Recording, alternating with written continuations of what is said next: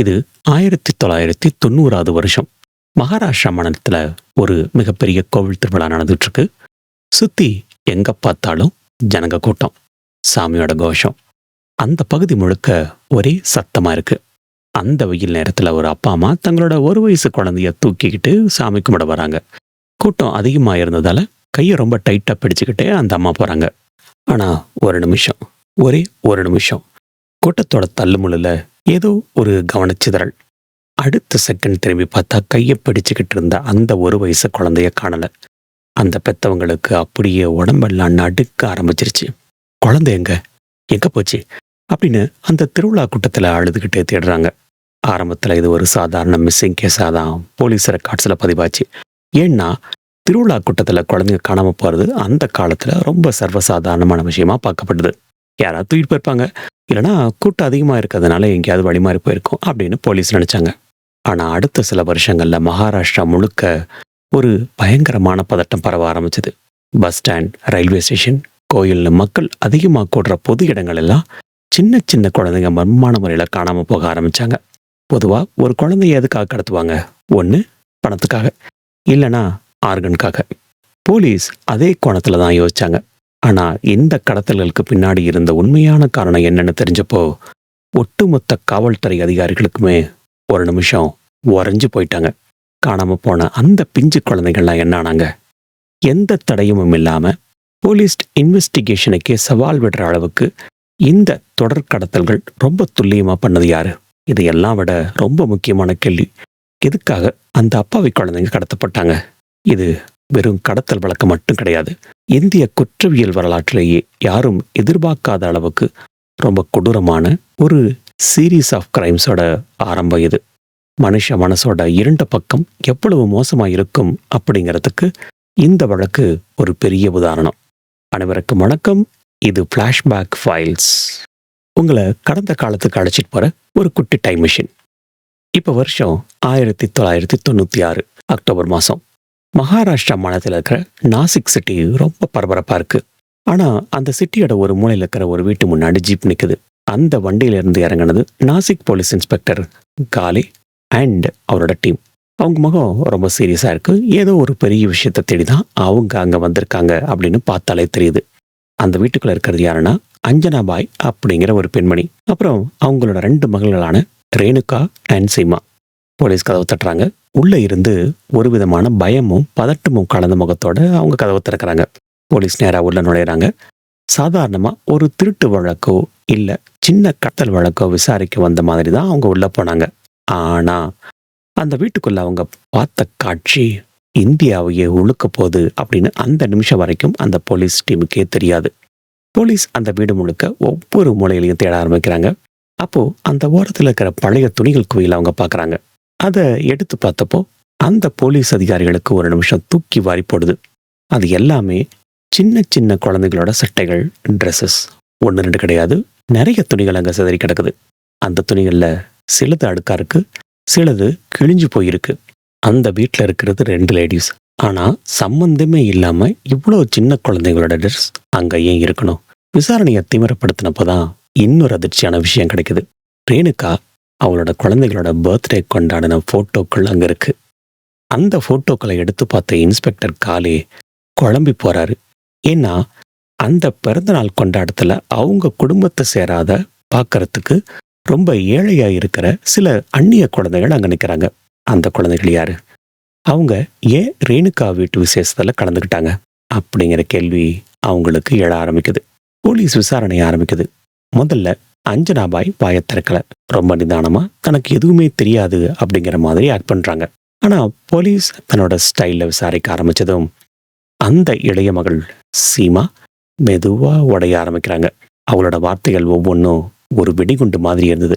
Sir, எங்க அம்மாவோட கட்டளைப்படிதான் நாங்க கிராந்தி அப்படிங்கிற ஒரு 9 வயசு பொண்ணை கடத்தி கொலை பண்ணோம் அப்படின்னு சொல்லி ஆட ஆரம்பிக்கிறா. எதுக்காக ஒரு 9 வயசு பொண்ணை கடத்தணும்? போலீஸ் விசாரிக்க பல உண்மைகள் வெளியே வருது. இதுக்கு பின்னாடி ஒரு பயங்கரமான பழிவாங்கும் படலமே இருக்கு. அஞ்சனாபாயோட வீட்டுக்காரர் மோகன் காவித், இவரு ஆரம்பத்துல கொஞ்ச நாள் இவங்களோட இருந்திருக்காரு.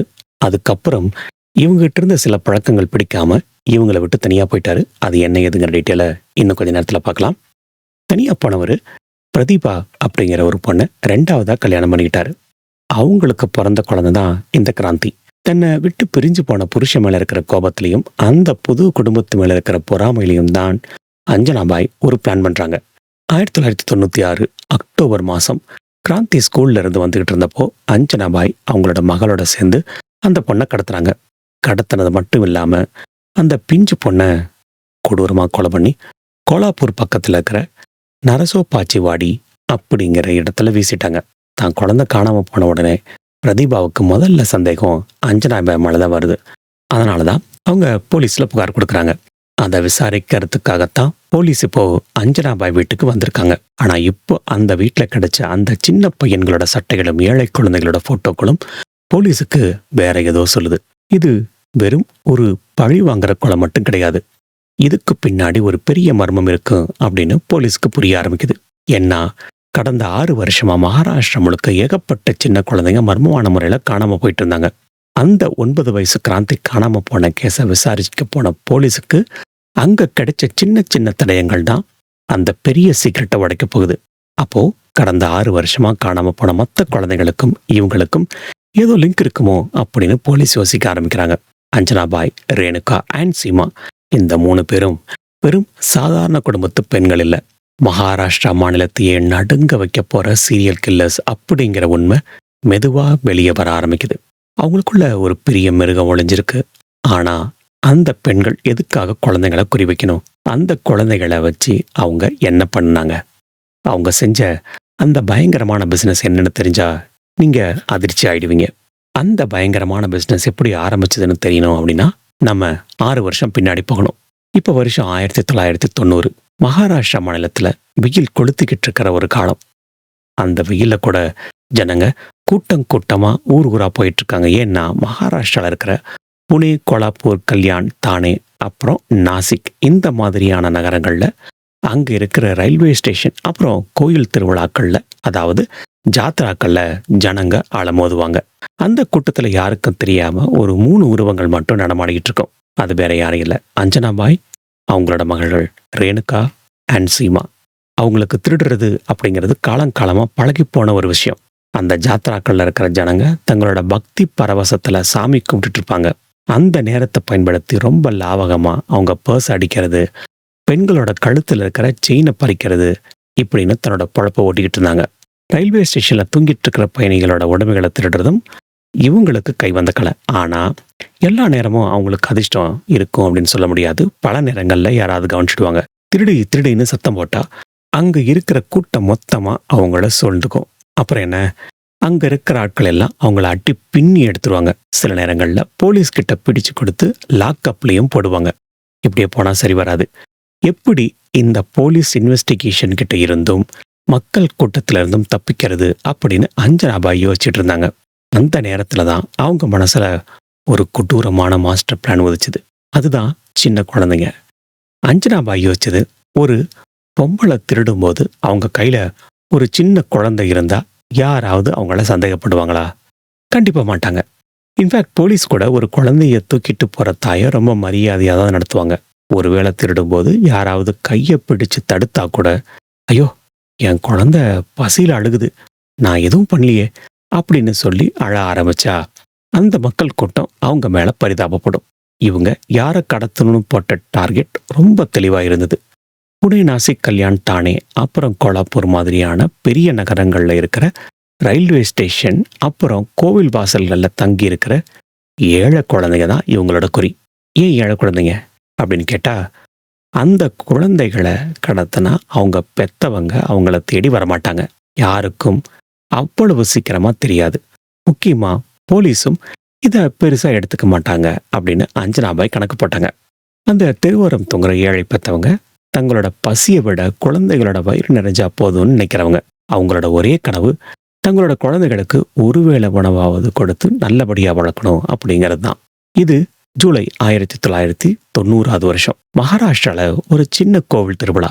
அந்த வெயில் நேரத்துல ஒரு ஏழை தம்பதி தன்னோட 1 வயசு குழந்தையான சந்தோஷ் கூட அங்க வந்திருந்தாங்க. அவங்க அன்றாட கூலி தொழிலாளிகள். ஒருவேளை சாப்பாட்டுக்கே கஷ்டப்படுற அந்த பெத்தவங்க சாமி கிட்ட வேண்டிக்கலான்னு கூட்டத்தோட நின்றுட்டு இருந்தாங்க. அந்த பெத்தவங்க தங்களோட கவனத்தை ஒரு நொடி சிதற விட்ட அந்த நேரம் பார்த்து அஞ்சனாபாய் அண்ட் அவங்க மகள்கள் அந்த ஒரு வயசு பையன் சந்தோஷ லாவகமா கூட்டத்தோட கூட்டமா தூக்கிட்டாங்க. தூக்கிட்டு மெதுவா அங்கிருந்து நகர்ந்து பூனே ஆர் கோலாப்பூர், போலீஸ் ரெக்கார்ட்ல ரொம்ப தெளிவா இல்லை, அதனாலதான் பூனே ஆர் கோலாப்பூர்னு சொல்றேன், அங்க இருக்கிற தங்களோட வாடகை வீட்டுக்கு அந்த குழந்தைய கூட்டு போறாங்க.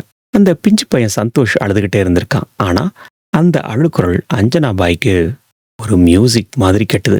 ஏன்னா அவங்கள பொறுத்த வரைக்கும் அவங்களுக்கு அது வெறும் உயிர் இல்லை, அது அவங்களோட திருட்டு பிசினஸ்க்கான ஒரு முதலீடு.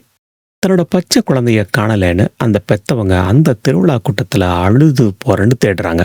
ஆனா அவங்க ரொம்ப ஏழைங்க அப்படிங்கிறதுனால, அவங்களுக்குன்னு தங்கறதுக்கு ஒரு நிரந்தரமான வீடு இல்லைங்கிறதுனால அவங்க அந்த போலீஸ் ஸ்டேஷன்ல போய் புகார் கொடுத்தாலும் போலீஸ்காரங்க அதை அவ்வளவு சீக்கிரமா காது கொடுத்து கேட்க மாட்டாங்க.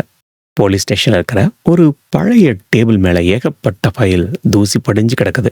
அதுல ஒரு சின்ன பேப்பரா சந்தோஷோட காணாம போன புகாரும் போய் விழுந்தது. ஏழை குழந்தைங்க தானே, கூட்ட நெரிசல் எங்கேயாவது போய் விளையாட போயிருக்கோம், இல்ல யாராவது தூக்கிட்டு போயிருப்பாங்க அப்படின்னு சொல்லி போலீஸ் ஆரம்பத்துல ரொம்ப அலட்சியமா தான் இருந்தாங்க.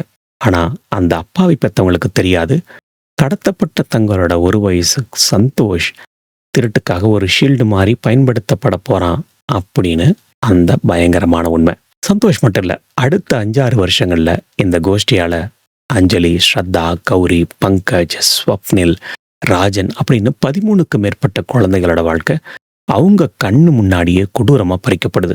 1990 96 வரைக்கும் மகாராஷ்டிராவோட பல நகரங்கள்ல காணாம போன அந்த குழந்தைகள் எல்லாம் யாருன்னு பார்த்தா எல்லாமே 1 முதல் 5 வயசுக்குள்ள இருக்கிற சின்ன சின்ன பிஞ்சு குழந்தைங்க. எல்லா இடங்கள்லையும் அவங்க ஃபாலோ பண்ணது கிட்டத்தட்ட ஒரே மாதிரியான டெக்னிக் தான். இளைய மனசு இருக்கிறவங்க இந்த எபிசோட இதோட ஸ்டாப் பண்ணிட்டு நம்ம சேனல் வர மற்ற கேஸுகளை பாருங்க. ஏன்னா இப்ப சொல்ல போறது ரொம்ப ரொம்ப அதிர்ச்சியான விஷயம். அந்த பிஞ்சு பசும் தளிர்களை அவங்க தங்களோட திருட்டு தொழிலுக்கு பயன்படுத்தின விதம் நம்ம கற்பனைக்கு கூட எட்டாத அளவுக்கு ரொம்ப ரொம்ப கொடூரமானது. இப்போ ஒரு சீனை கற்பனை பண்ணி பாருங்க. கோலாப்பூர் மகாலட்சுமி கோவில் வாசல்ல ஒரு பயங்கர கூட்டம். அங்க ரேணுகா அப்படி இல்லைனா சீமா யாரோ ஒருத்தரோட பர்ஸ் இல்லைனா செயினை திருட முயற்சி பண்றாங்கன்னு வச்சுப்போம். அப்படி திருடும் போது அவங்க கையும் களவும் மாட்டிக்கிட்டாங்க. அங்க இருக்கிற மக்கள் அவங்கள அடிச்சிடக்கூடாது அப்படின்னு அங்க ஒரு சீன் கிரியேட் பண்றாங்க. தங்களோட பாதுகாப்புக்காக அவங்க கையில வச்சிருக்கிற அந்த சின்ன குழந்தைய எரியிற நெருப்புல எண்ணெயை ஊத்துற மாதிரி அப்படியே தரையில வீசி எரிஞ்சிருவாங்க. அந்த பிஞ்சு குழந்தை தரையில விழுந்து ரத்த வெள்ளத்துல துடிதுடிச்சு அழும்பொழுது, ஐயோ என் குழந்தைக்கு அடிபட்டுச்சு, யாராவது காப்பாத்துங்க அப்படின்னு சொல்லி பயங்கரமா ஆக்டிங் கொடுப்பாங்க. எந்த ஒரு மனுஷனுக்கும் அந்த ரத்த வெள்ளத்தில் இருக்கிற குழந்தைய பார்த்தா கண்டிப்பா மனசு ஒருகிடும், பரிதாபம் வரும். அவங்க திருட்ட மறந்துட்டு குழந்தைய காப்பாத்த ஓடுவாங்க. இதையே ஒரு சான்ஸா எடுத்துக்கிட்டு அந்த கூட்டத்துல இருந்து நைஸா அஞ்சனாபாய் கும்பல் தப்பிச்சு ஓடிடுவாங்க. ஆனா தங்களோட உயிருக்கு ஆதாரமா இருக்கிற அந்த குழந்தைகளுக்கு அவங்க உணவோ இல்லைனா காயத்துக்கு மருந்து செலவோ எப்போதுமே பண்ணது கிடையாது. காயம்பட்ட பிஞ்சுகள் பசியாலையும் வலியாலையும் கதறி அழுதுகிட்டு இருக்கும். சில சமயம் அப்படி அழுதுகிட்டு இருக்கிற குழந்தைங்க தங்களோட அடுத்த திருட்டுக்கு இடையூறா இருக்கும்னு அஞ்சனாபாய் நினைச்சாங்க. 1990 ஜூலை மாசம் கடத்தப்பட்ட அந்த 1.5 வயசு சந்தோஷ் அப்படிங்கிற குழந்தை திருட்டுக்கு பயன்படும் போது அவனோட தலையில பலமா காயம் ஏற்பட்டுச்சு. அதனால அந்த பையன் பஸ் ஸ்டாண்டு கிட்ட அழுதுகிட்டே இருந்தான். இதை பார்த்த அஞ்சனாபாய்க்கு ஒரு துளி கூட இறக்கம் வரல, மாறா பயங்கரமா எரிச்சல் வந்திருக்கு. அந்த பசிச்ச அழுத பிஞ்சு குழந்தையோட வாயை ஒரு கையால அமுக்கி இன்னொரு கையால அவனோட தலையை அங்கிருந்த இரும்பு கம்பி அப்புறம் எலக்ட்ரிக் போல், அதாவது மின்சார கம்பத்துல ஓங்கி மோதிருக்காங்க. அந்த சின்ன தலையில இருந்து ரத்தம் பீறிட்டு அடிக்குது. அந்த பையன் துடிதுடிச்சு இறந்து போறான். இதையெல்லாம் அவங்களோட மகள்கள் ரேணுகாவும் சீமாவும் கொஞ்சம் கூட மனசாட்சியே இல்லாம ஒரு ஓரமா நின்று படாப்பாவை சாப்பிட்டுக்கிட்டே வேடிக்கை பார்த்துட்டு இருந்திருக்காங்க. எந்த அளவுக்கு ஒருத்தி சைக்கோவா இருந்தா ஒரு குழந்தை சாகிறத வடாப்பாவை சாப்பிட்டு பார்த்துட்டு இருக்க முடியும்? சந்தோஷ் மாதிரி 18 மாச குழந்தையான பாவனாவோட வாயை மூடி ஒரு பிளாஸ்டிக் பேக்ல உள்ள போட்டு அமுக்கி கொலை பண்ணியிருக்காங்க. அது மட்டும் இல்லாம அஞ்சலி, ஸ்ரத்தா, கௌரி, பங்கஜ் அப்படின்னு 5க்கும் மேற்பட்ட குழந்தைகளை இரும்பு கம்பியால் அடிச்சும் சுவர்ல மோதியும் சில சமயம் சாப்பாடே கொடுக்காம பட்டினி போட்டும் கொடூரமா கொலை பண்ணியிருக்காங்க. இந்த கேஸை படிக்கும்போது உண்மையிலேயே நான் இது வரைக்கும் படிச்ச கேஸ்லயே one of the most disturbing கேஸ்னு சொல்லுவேன். ஒன்று இல்லை, ரெண்டு இல்லை, கிட்டத்தட்ட 9 குழந்தைகளை இதே மாதிரி மிருகத்தனமான முறையில் இவங்க கொலை பண்ணியிருக்காங்க. இத்தனை கொலைகளை செஞ்சும் ஒரு தடயம் கூட இல்லாமல் எப்படி இவங்களால 6 வருஷம் தப்பிக்க முடிஞ்சது? போலீஸ் கண்ணில் மண்ணை தோறத்துக்கு இவங்க கையாண்ட அந்த தந்திரங்கள் தான் ரொம்ப ரொம்ப அதிர்ச்சி அளிக்கக்கூடியது. இதுக்கு 2 முக்கியமான காரணங்கள் இருந்திருக்கு. ஒன்று, அவங்க உடல்களை மறைச்ச விதம். இன்னொன்று, அவங்க யாருக்கும் சந்தேகம் வராதபடி தங்களோட இருப்பிடத்தை, அதாவது லொக்கேஷனை அடிக்கடி மாற்றிக்கிட்டே இருந்தது தான். அந்த பிஞ்சு உடல்களை இவங்க அப்புறப்படுத்தின விதம் இருக்கு, அது எந்த ஒரு கிரிமினல் கூட செய்ய தயங்குற அளவுக்கு ரொம்ப கொடூரமானது. முன்னாடி பார்த்தா இல்லைங்களா, அந்த 1 வயசு குழந்தை சந்தோஷ், அவன் இறந்து போயிருக்கான். அந்த உடலை என்ன பண்றது அப்படின்னு அஞ்சனாபாய் கொஞ்சம் கூட யோசிக்கல. அங்க இருக்கிற ஒரு பழைய குப்பமேட்டுக்கு அந்த உடம்ப தூக்கி போட்டுட்டாங்க. அந்த இடத்துல பழைய ரிக்ஷாக்கள் எல்லாம் துருபிடிச்சு ஒரு ஓரமா குவிஞ்சு கிடக்குது. யாரும் பார்க்காத நேரத்துல அந்த துருபிடிச்ச இரும்பு சாமான்களுக்கு நடுவுல அந்த பிஞ்சு உடலை தூக்கி போட்டுட்டு ஒண்ணுமே தெரியாத மாதிரி வீட்டுக்கு வந்துட்டா. அந்த 1 வயசு பையனோட உடல் அங்கேயே அழுகி போச்சு. இதே மாதிரி மார்ச் மாசம் 1995 ஸ்வப்னில் அப்படிங்கிற ஒரு குழந்தைய கோலாப்பூர் பஸ் ஸ்டாண்ட்ல இருந்து கடத்திருக்காங்க. அவனையும் கொலை பண்ணிட்டு அந்த உடலை ஒரு பழைய சாக்கு பையில போட்டு மூட்டையா கட்டியிருக்காங்க. அப்புறம் அந்த மூட்டையை தூக்கிக்கிட்டு மகாராஷ்டிரா மாநிலத்தில் இருக்கிற கந்தாலா காட் அப்படிங்கிற மலைப்பகுதிக்கு போயிருக்காங்க. அங்க இருக்கிற ஒரு பெரிய பள்ளத்துல அந்த சாக்கு மூட்டையை தூக்கி வீசிட்டாங்க. அந்த பள்ளம் எவ்வளவு ஆளுனா, கீழே விழுந்தா அந்த பை எங்க விழுந்ததுன்னு கூட யாராலையும் கண்டுபிடிக்க முடியாது. ஆனா இவங்க செஞ்சதுலேயே உச்சகட்டமான ஒரு விஷயம் என்னன்னா, 2.5 வயசான ஒரு பெண் குழந்தைய கொடூரமா கொலை பண்ணி அந்த உடலை ஒரு பெரிய பையில அடைச்சாங்க. இப்போ ஒரு சாதாரண மனுஷனா இருந்தா உடலை வச்சுக்கிட்டு பயந்து நடுங்குவான். ஆனா அஞ்சனாபாய், ரேணுகா, அப்புறம் சீமா 3 பேர் என்ன பண்ணாங்க தெரியுமா? அந்த பணத்தை வச்சிருக்கிற பைய தூக்கிக்கிட்டு ஒரு சினிமா தியேட்டருக்கு படம் பார்க்க போயிருக்காங்க. தியேட்டரோட அந்த இருட்டுல பக்கத்து சீட்ல ஒரு குழந்தையோட பணத்தை வச்சுக்கிட்டு ரொம்ப நிதானமா படம் பார்த்துருக்காங்க. படம் முடிஞ்சு வெளியே வரும்போது தியேட்டர்ல இருக்கிற லேடிஸ் டாய்லெட், அதாவது பெண்கள் கழிப்பறையில அந்த பைய தூக்கி விட்டு போனாங்க. அங்க யாருக்கும் சந்தேகம் வராத ஒரு இடத்துல அந்த பைய வீசிட்டு அமைதியா அங்கிருந்து தப்பிச்சிட்டாங்க. ஒரே ஊர்ல தொடர்ந்து இருந்தா போலீஸ் இன்வெஸ்டிகேஷன்ல மாட்டிப்போம் அப்படின்னு அஞ்சனாபாய்க்கு நல்லாவே தெரியும். ஸோ அவங்க மகாராஷ்டிரா முழுக்க சுத்திக்கிட்டே இருந்திருக்காங்க. நாசிக், புனே, கோலாப்பூர், தானே, கல்யாண்னு ஒவ்வொரு மாசமும் ஊர் விட்டு ஊர் மாறிட்டே இருந்திருக்காங்க. ஒரு புது இடத்துக்கு போய் வாடகைக்கு வீடு எடுக்கும்போது தங்களை ரொம்ப நடுத்தரமான அமைதியான குடும்பம் மாதிரி காட்டிக்கிட்டாங்க. பக்கத்து வீட்டுக்காரங்களுக்கு கூட இவங்க ஒரு கிரிமினல் அப்படிங்கிற சந்தேகம் வந்ததே கிடையாது. போலீஸ் ஸ்டேஷன்ல அந்த ஏழை பெற்றவங்க தங்களோட குழந்தைய காணோன்னு புகார் கொடுத்தாலும் அந்த புகார்கள் எல்லாம் வேற வேற மாவட்டங்கள்ல பதிவாச்சு. புனேல ஒரு குழந்தை காணாம போகும், ஆனா கொலை கோலாப்பூர்ல நடக்கும். இதனால மகாராஷ்டிரா போலீஸால ஆரம்பத்துல அந்த கேஸுக்கு நடுவில் இருக்கிற அந்த பேட்டர்னை கண்டுபிடிக்க முடியல. அ பெர்ஃபெக்ட் மர்டர் அப்படிங்கிற மாதிரி 6 வருஷமா நடிச்ச இவங்களோட அந்த கொடூர ஆட்டம் 1996 அஞ்சனாபாய் செஞ்ச அந்த ஒரு விஷயத்தால மொத்தமா சரிஞ்சு விழுந்தது. அதுதான் போலீஸ் டீமை இவங்க வாசல்ல வந்து நிக்க வச்சது. பல ஊர்களில் காணாம போன குழந்தைகளோட மிஸ்ஸிங் ரிப்போர்ட்ஸை போலீஸ் ஒன்னா சேர்த்து வச்சு பார்த்தப்பதான் அந்த அதிர்ச்சி ஊற்ற பேட்டர்னை கவனிச்சாங்க. காணாம போன எல்லா குழந்தைகளுமே பிச்சை எடுக்கிறவங்க, இல்லைன்னா கூலி தொழிலாளர்களோட குழந்தைகள். அதுவும் சரியா 1 முதல் 5 வயசுக்கு உட்பட்ட பிஞ்சுகள். முக்கியமா இந்த திருட்டு கும்பல் கைவரிசை காட்டினது எல்லாமே கோவில், ரயில்வே ஸ்டேஷன், அப்புறம் பஸ் ஸ்டாண்ட் மாதிரியான கூட்டமான இடங்கள்ல தான். இந்த பேட்டர்னை வச்சு நாசிக் போலீஸ்காரங்களுக்கு ஒரு முக்கியமான லீடு கிடைச்சது. அந்த லீட் எங்க ஆரம்பிச்சதுன்னா, அஞ்சனாபாயோட சொந்த குடும்ப பகையில தான். அஞ்சனாபாயோட வீட்டுக்காரர் மோகன் காவித் அவளை விட்டு பிரிஞ்சு பிரதிபா அப்படிங்கிற ஒரு பொண்ணை 2வது கல்யாணம் பண்ணிட்டாங்க அப்படின்னு சொல்லி முன்னாடி பார்த்தோம். அவங்களுக்கு பிறந்த 9 வயது சிறுமி தான் கிராந்தி. இதுவும் நம்ம முன்னாடியே பார்த்ததுதான். ஸோ 1996 அக்டோபர் மாசத்துல நாசிக் மார்க்கெட் பகுதியில் ரேணுகாவும் சீமாவும் சந்தேகப்படுற மாதிரி சுத்தி சிரிந்த பிரதிபா தற்செயலா பார்த்திருக்காங்க. தன் குழந்தை கிராந்தி கடத்தினது இந்த குடும்பமா தான் இருக்கும் அப்படின்னு அவங்களுக்கு பலமா ஒரு சந்தேகம் வந்திருக்கு. உடனே அக்டோபர் 22, 1996 அன்னைக்கு நாசிக் போலீஸ் ஸ்டேஷன்ல அவங்க புகார் கொடுத்தாங்க. இந்த புகாரோட அடிப்படையில இன்ஸ்பெக்டர் காலே தலைமையிலான டீம் அஞ்சனாபாயோட வீட்டுல அதிரடி சோதனை நடத்தினாங்க. அங்கதான் அவங்களுக்கு முதல் பெரிய அதிர்ச்சி ஏற்படுது. இதுதான் நம்ம ஆரம்பத்துல பார்த்தோம்.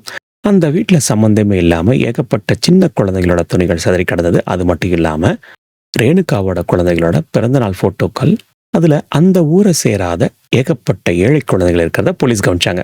இது வெறும் ஒரு பழிவாங்கிற கடத்தல் கேஸ் மட்டும் இல்ல, இதுக்கு பின்னாடி ஒரு பெரிய நெட்வொர்க் இருக்கு அப்படின்னு நாசிக் போலீஸ் புரிஞ்சுக்கிட்டாங்க. விசாரணையோட தீவிரத்தை அதிகப்படுத்தினாங்க. மகாராஷ்டிரா காவல்துறை இந்த வழக்கை ஸ்டேட் கிரிமினல் இன்வெஸ்டிகேஷன் டிபார்ட்மெண்ட் கிட்ட ஒப்படைச்சாங்க. சுருக்கமான முறையில் சொல்லணும் அப்படின்னா சிஐடி கிட்ட. இதுல சிஐடி அதிகாரி சுஹாஸ் நட்கவுடா தலைமையிலான டீம் 1990 இருந்து காணாம போன மற்ற குழந்தைங்களோட கேஸையும் இதோட லிங்க் பண்ணி வச்சு விசாரிக்க ஆரம்பிச்சாங்க. பல வருஷங்கள் அவள்கிட்ட இருந்த முடிச்சுகள் ஒவ்வொன்னா சேர ஆரம்பிச்சது. ஆனா இந்த தொடர் கொலைகளை கோர்ட்ல நிரூபிக்க போலீஸ்காரங்களுக்கு ஒரு பலமான ஐ விட்னஸ், அதாவது நேரடி சாட்சி தேவைப்படுது. அந்த நேரத்துல கிடைச்ச மிகப்பெரிய பிரேக் த்ரூ தான் ரேணுகாவோட கணவர் கிரண் ஷெண்டே. நவம்பர் 19, 1996 அன்னைக்கு அஞ்சனாபாய் குடும்பத்தோட கிரண் ஷிண்டேவும் கைது செய்யப்பட்டு புனேல இருக்கிற ஏர்வாடா ஜெயிலில் அடைக்கப்பட்டாரு. இந்த குடும்பம் செஞ்ச அத்தனை கொடூரங்களையும் நேர்ல பார்த்த ஒரே ஆள் அவன் மட்டும்தான். போலீஸ்கிட்ட இருந்து தப்பிக்கணும்னு நினைச்ச கிரண் ஷெண்டே ஒரு முக்கியமான முடிவெடுத்தாரு. தான் ஒரு அப்புறவரா மாற தயார் அப்படின்னு சொல்லி நாசிக் கோர்ட்ல மனு கொடுத்திருக்காரு. இங்க ஒரு முக்கியமான விஷயத்த கவனிக்கணும்.